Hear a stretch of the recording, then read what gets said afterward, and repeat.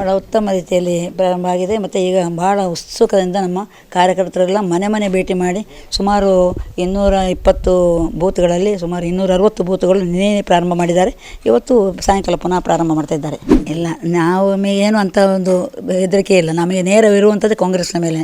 ಕಾಂಗ್ರೆಸ್ ನಮ್ಮ ಎದುರಾಳಿ ಕಾಂಗ್ರೆಸ್ ಮಾತ್ರ. ಪುತ್ತೂರಿನಲ್ಲಿ ನಮ್ಮ ಹಿಂದಿನ MLA ಅವರು ಹಲವಾರು ಯೋಜನೆಗಳನ್ನು ತಂದಿದ್ದಾರೆ. ಅದು ಸ್ವಲ್ಪ ಅರ್ಧದಲ್ಲಿ ಇರುವಂಥ ಕೆಲಸಗಳನ್ನು ಅವರಲ್ಲಿ ನಮ್ಮ ಹಿಂದಿನ ಶಾಸಕರ ಮುಖಾಂತರ ಮತ್ತು ನಮ್ಮ ಎಲ್ಲ ಪುತ್ತೂರಿಗೆ ಯಾವುದು ಬೇಕು ಅಂತೇಳಿ ನೋಡಿಕೊಂಡು ಆ ಥರ ನಾವು ಮುಂದುವರಿಯುವಂಥ ಯೋಚನೆಯನ್ನು ಮಾಡಿದ್ದೇವೆ.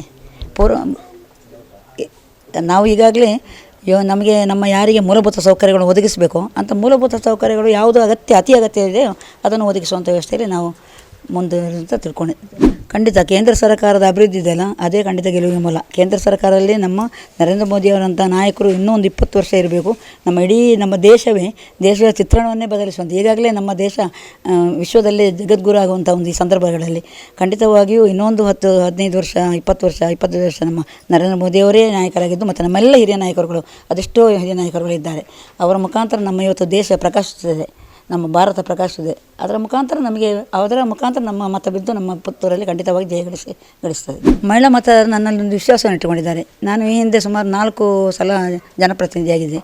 ಸುಳ್ಯ ನಗರ ಪಂಚಾಯತಿಯಲ್ಲಿ ಅಧ್ಯಕ್ಷೆಯಾಗಿದ್ದೆ ಮತ್ತು ಜಿಲ್ಲಾ ಪಂಚಾಯತಿಯಲ್ಲಿ ಮೂರು ಬಾರಿ ಜಿಲ್ಲಾ ಪಂಚಾಯತ್ ಸದಸ್ಯೆಯಾಗಿ ಅಧ್ಯಕ್ಷೆಯಾಗಿ ಕಾರ್ಯನಿರ್ವಹಿಸಿದ್ದೇನೆ.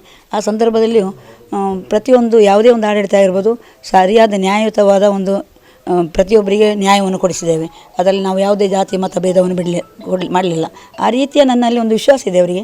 ಆ ವಿಶ್ವಾಸ ಇರೋದಕ್ಕೋಸ್ಕರ ಖಂಡಿತವಾಗಿ ಒಂದು ಮಹಿಳೆಯಾಗಿ ಮತ್ತು ಮಹಿಳಾ ಧ್ವನಿಯಾಗಿ ನಮ್ಮ ಕೇಂದ್ರ ಸರ್ಕಾರದ ನಮ್ಮ ಪ್ರಧಾನಮಂತ್ರಿಯವರು ಈಗಾಗಲೇ ಸಬಲೀಕರಣದ ಬಗ್ಗೆ ಮಾತಾಡಿದ್ದಕ್ಕೆ ಸರಿಯಾಗಿ ಒಂದು ಉತ್ತರ ಕೊಟ್ಟಿರುವಂಥ ನಮ್ಮ ಕರ್ನಾಟಕದಲ್ಲಿ 12 ಸೀಟುಗಳನ್ನು ಕೊಟ್ಟಿದ್ದಾರೆ. 12 ಕ್ಷೇತ್ರಗಳಲ್ಲಿ ಮಹಿಳೆಯರಿಗೆ ಅವಕಾಶ ಕೊಟ್ಟಿದ್ದಾರೆ.